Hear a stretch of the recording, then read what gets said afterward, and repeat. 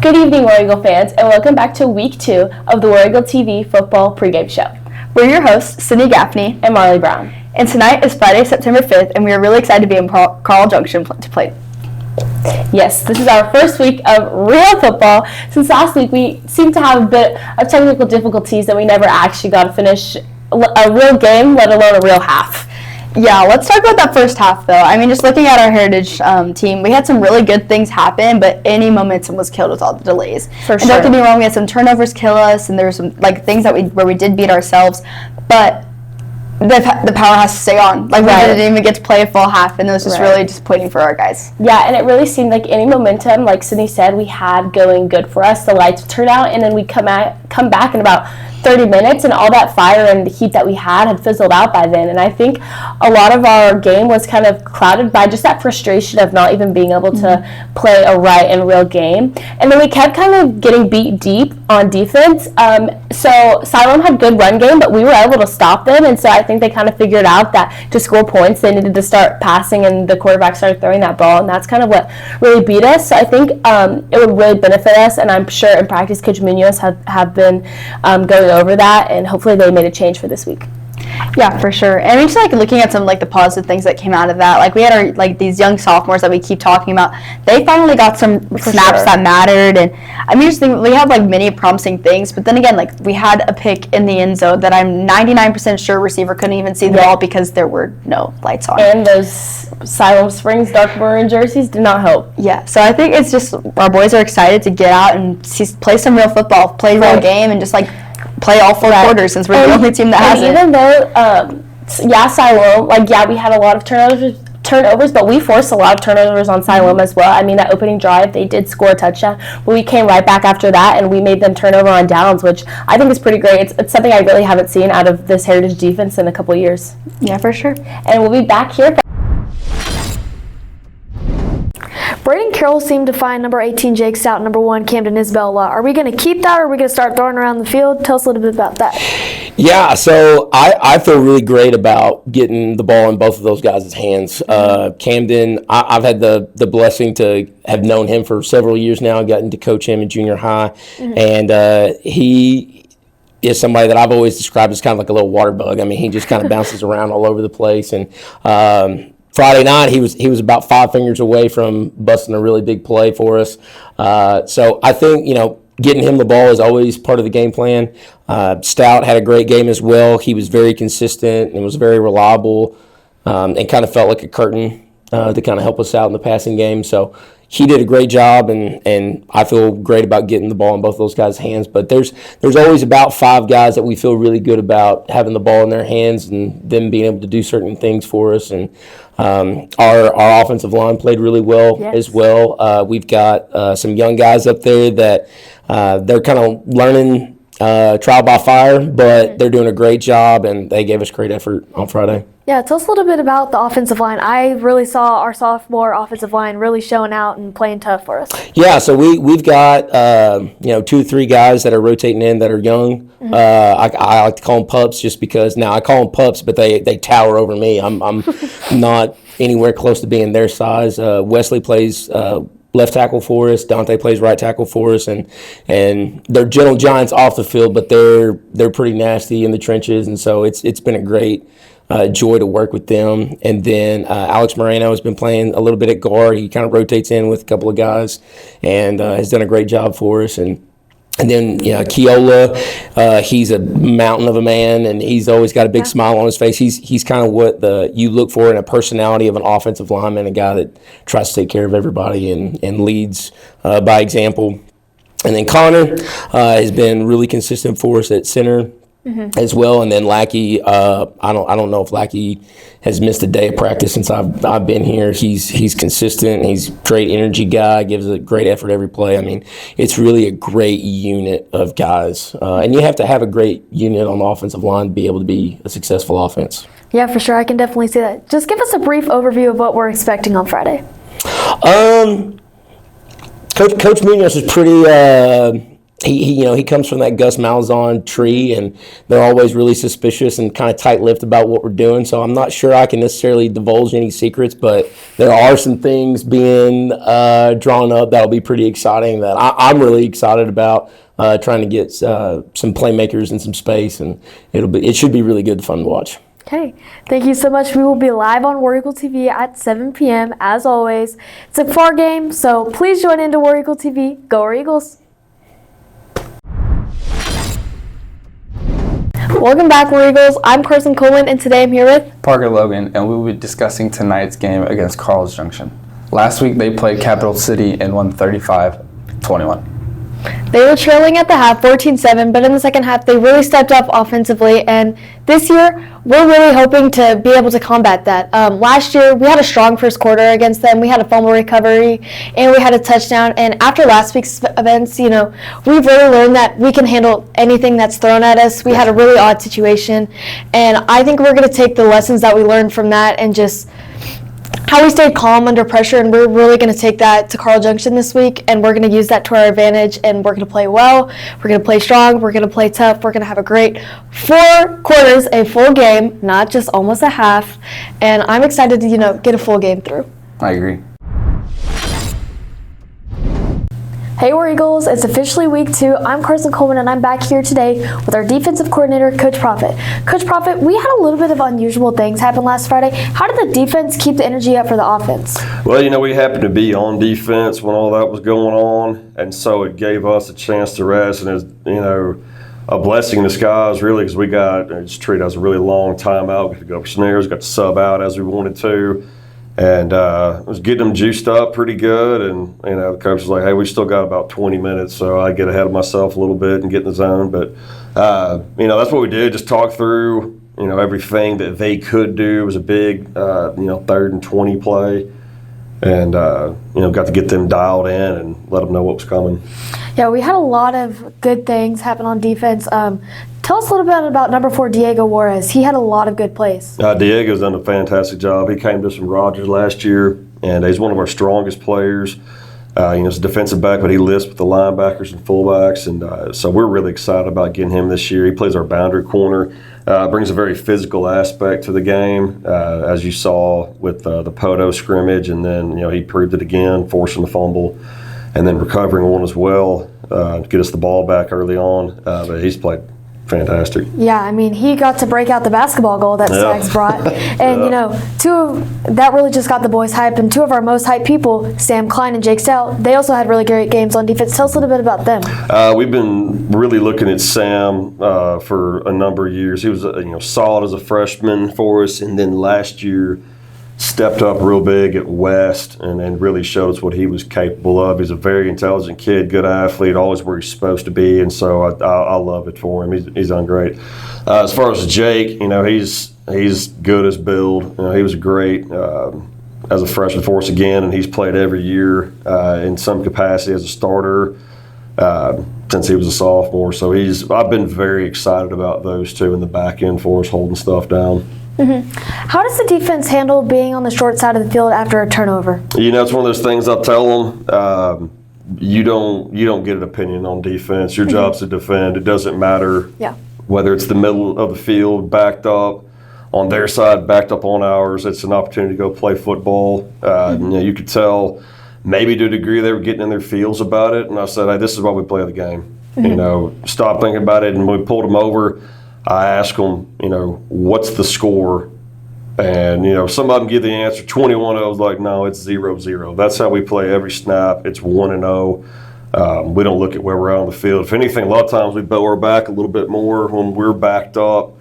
And, that's what playing defense is all about. Are we making any changes this week going into week 2?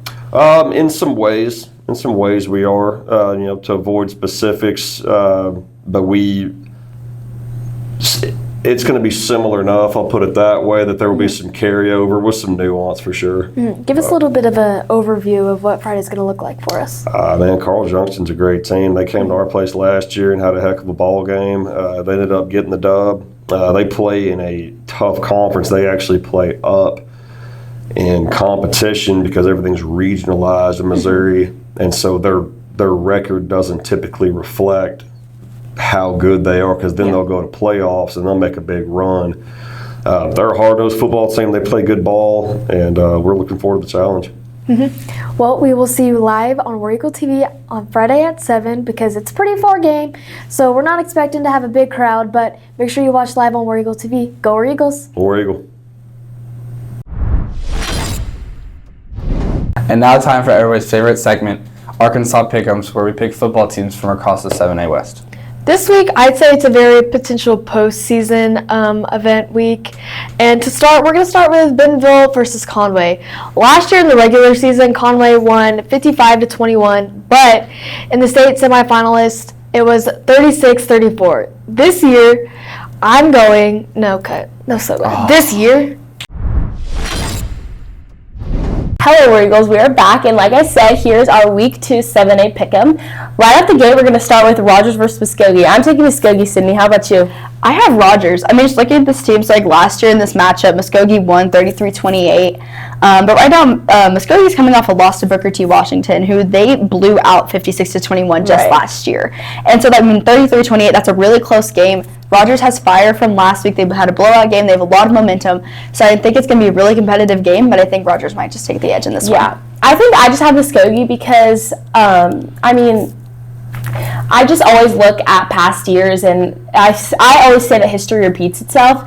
And so, yes, Muskogee had fire last year. They had a really good season. They went 12-1 overall, and 7-0 in conference. They're ranked 13th in their state. And so I just think that they're a very powerful team. And yes, Rogers is coming off a win, 41-3 for North Little Rock. But I don't know. I just really feel like Muskogee's going to take it. And yes, Rogers does still have a pretty young team.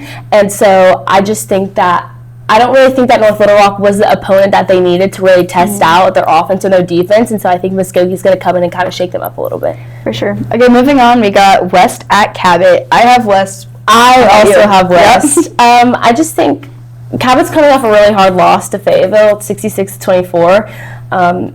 And so I just think West really hung with Greenwood. I mean, the score is only 35-31. They were in it with Greenwood for a long time, and I just think that shows. I think we underestimated West a little bit last week, but if they can come out and put up that performance against Greenwood, then I have no doubt that they're going to beat Cabot. I mean, yeah, these are both you're going to see both these teams in the postseason this year, and Cabot more in recent years has dominated more. Right. Like you said, West gave Greenwood fits, and nobody has been giving Greenwood fits. Nobody. And I mean, Cabot's coming off a blowout loss, and West is coming off of a competitive game. I mean, last year in this matchup, Cabot won 44-38. It's going to be a really good game, but I think that West might just have that competitiveness to take it over this year. I agree.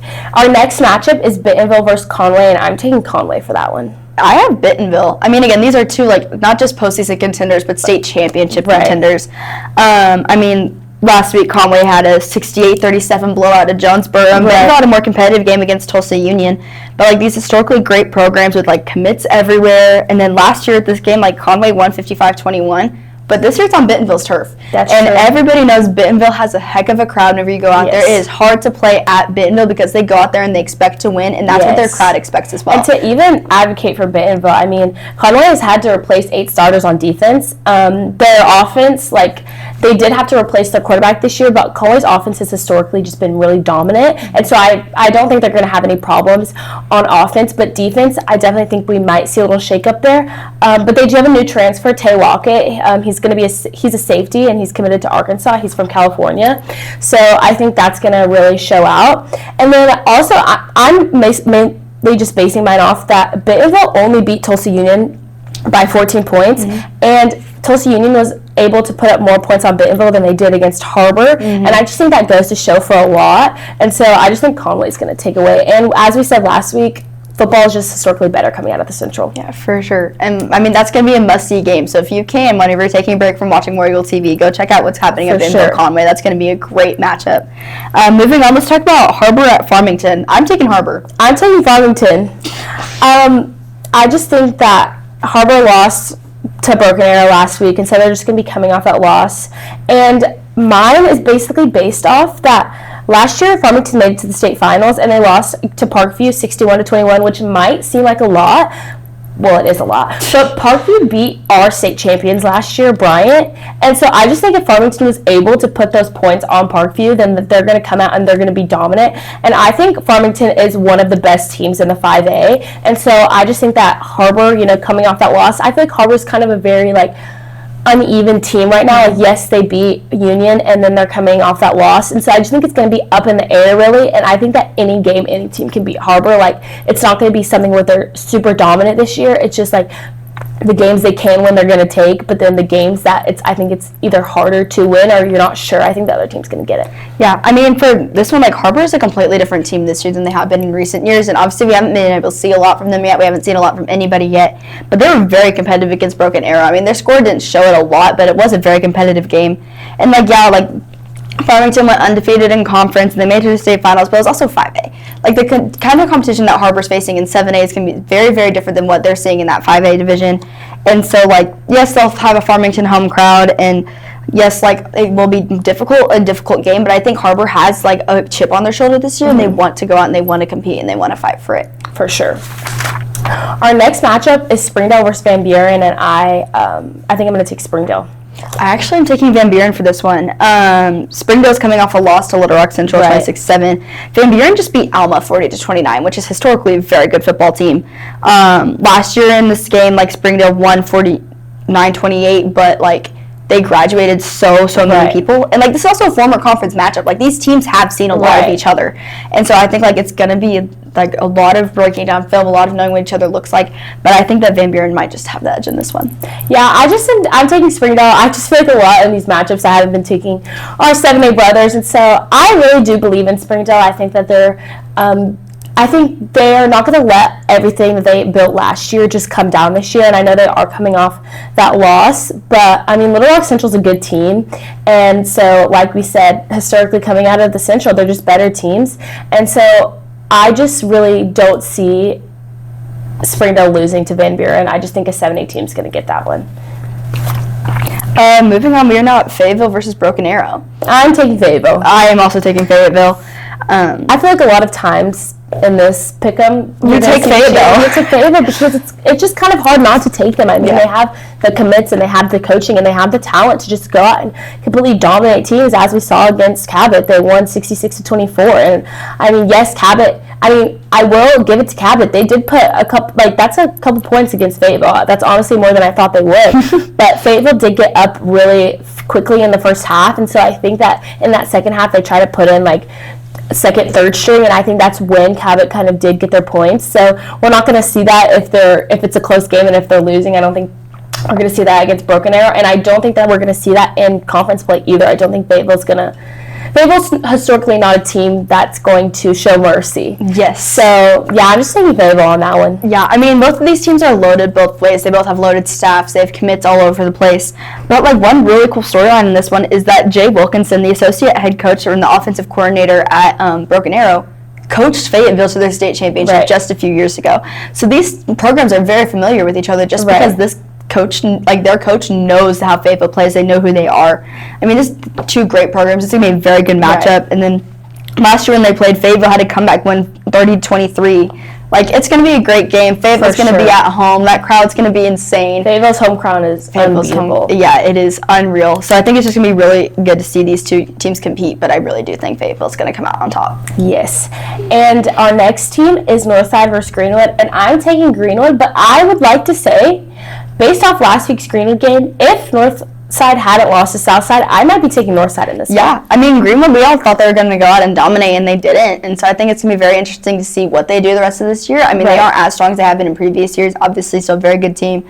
But I also have Greenwood. They had just had a battle against West, but Northside also just lost to their crosstown rival. Right. They're not going to have the momentum they need. And then last year, this game was a 58-0 blowout for Greenwood. And Southside was the underdog in that one. Northside should have won that game, and so I just think that it goes to show, I think Greenwood's going to capitalize on that and take that, but like I said, we can't, discard the fact that Greenwood almost lost to West, and that was very surprising for us, so I think it's going to be a close game. I also do think, though, for Greenwood is that they're not used to having that close of scores. Right. So they're going to take that, they're going to go to work this last week, and they're definitely, have are hungry. They don't like being that close. They want to blow people out, and I think they're going to make, because Greenwood and Northside, like, they're two very close in proximity. Like, the stands are going to be packed at this game.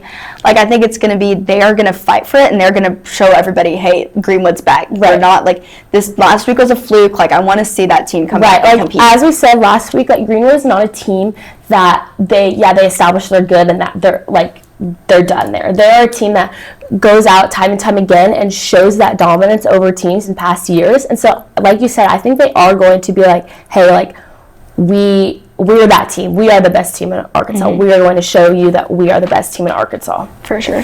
But that is it for our Week 2 Pick'em, and we'll see you back here to talk a little bit about our opponent this week. Welcome back for Week 2. I'm Carson Coleman, and today I'm back with the man, the myth, the legend, Coach Williams. Coach Williams, we had a little bit of an unusual situation happen on Friday. Tell us how we kept the energy up. Yeah, so, we dealt with some adversity on Friday night. The lights kept going out. I mean, that was obvious for the ones that were in the building. It was something I've never been a part of, but now I can check that one off. Keeping the energy. We definitely were telling our players to stay up and stay in the moment. One of the things I like to say is WIN. I use the acronym WIN, W-I-N, what's important now. And what was important in that moment was to continue to focus on the main objective, which was to follow our game plan and make sure that we were competing as hard as we needed to be. So you specialize in receivers, and that's a very physical position. How did, having to re-warm up multiple times, go inside of the locker room, come back out, how did that affect playing time, especially since it was mid-drive? Yeah, so it was difficult for sure. Our athletes get warmed up pre-game, and their muscles are ready to go and they're fired up. And when you have a lull like we did on Friday night, it's definitely harder to make sure that your muscles stay up to the level of competition that you're about to endure. So it was definitely tough, but we made sure that the kids were staying up, staying loose, moving around, making sure that their muscles were ready to be primed up when we did take the field again. But it definitely was. It's difficult on an athlete to do that multiple times. What lessons did you learn, and what lessons did you hope your athletes took away from Friday's situation? So I want to use the word adversity. I think adversity is the key term for what occurred on Friday night. When things don't go your way, how do you respond? And that's the biggest lesson that I want our players to learn. And I learned to stay calm in the moment. Yeah. To make sure that, when things aren't going as planned, like, you just got to stay calm because players will feed off of that. If they see you amped up and hyped up, they're going to follow. And when they see you being calm in moments of adversity, they're going to follow suit as well. So on Friday, we had a lot of horizontal screen passes. Are we keeping that going into Week 2, or are we going to change to more downfield passes? Yeah, so we're going to keep the extensions off of our run game for our quarterback to make reads on. If our quarterback likes the look that we're seeing out into the field, the way that the backer is playing, etc., if he likes it, let's throw it out there. Let's make sure that we can let's take what the defense is giving us. It's definitely going to stay in the game plan. It's just extensions off the runs that we already have in place. So give us a brief overview of what we're expecting on Friday. So this Friday, we're going to, stick to our guns. We're going to make sure that we keep our base game plan in play because we believe that if we just practice what we preach, we can go out there and we can beat these guys. We just have to show it through our everyday routines. Thank you so much. We will be live again on War Eagle TV at 7 p.m. on Friday because it's a little bit of a far game, so not a lot of people can travel, but we will see you on the live stream. Go War Eagles. Go War Eagles. Okay, War Eagle fans, we're back here again, and we're going to be talking about our matchup this week against Carl Junction. So, obviously we take Heritage. Like, we love Heritage. This is where we're going. I think this is going to be a very competitive game. last year it was a close game. The Carl Junction got us 25-14. But I think that's going to be like the Heritage is ready to fight. Our boys are ready to play some real football. They're ready to finally hit somebody else with the lights on and just like go out. I mean, Carl Junction's coming off a win over Capital City. Like they have a little bit of momentum. Right. But I think our guys are just hungry and they want to go out and they want to play. Right. And I think our guys are still going to have that momentum because we over here at Heritage don't really view that Siloam game as a loss. Like there's nothing we can do about the lights. Like yeah, they're up 21-0.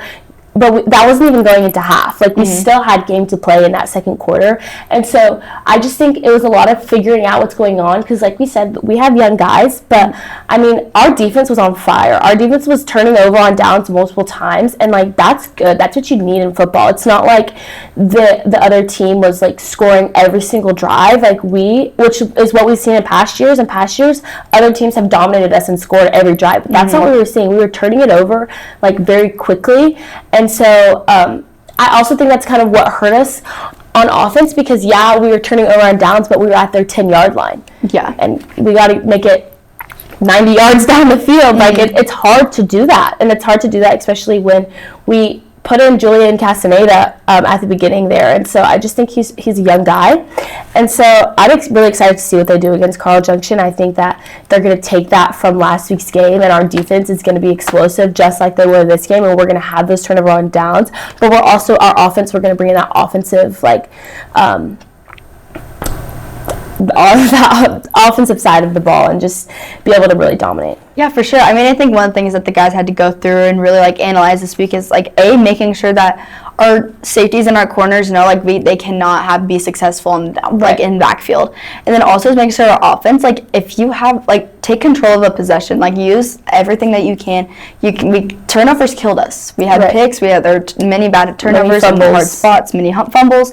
It's just like there are many things that like going back and analyzing just those little details and making sure like we can't hurt ourselves. Right. So that really is what happened. Like with all those, like every single bit of those 3 touchdowns, like it was Heritage hurting ourselves. Right. And having us, like it's harder to compete that way if you can't go out and. Right. Yeah. And I will say, like with those fumbles, I mean, Siloam was coming out for blood. Like I even said, like they're hitting us like they're trying to kill us. Like it's hard to take hold of that ball, but like we really have to minimize those fumbles because that's what really hurt us. Like we would get our momentum going and then we would drop the ball and it was like, what are we doing?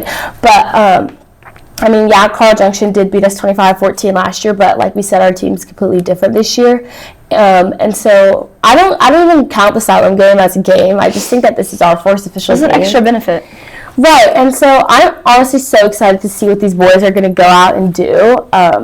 So yeah. Yeah. They're hungry, they're ready to fight, and we're excited. See you next week, War Eagles.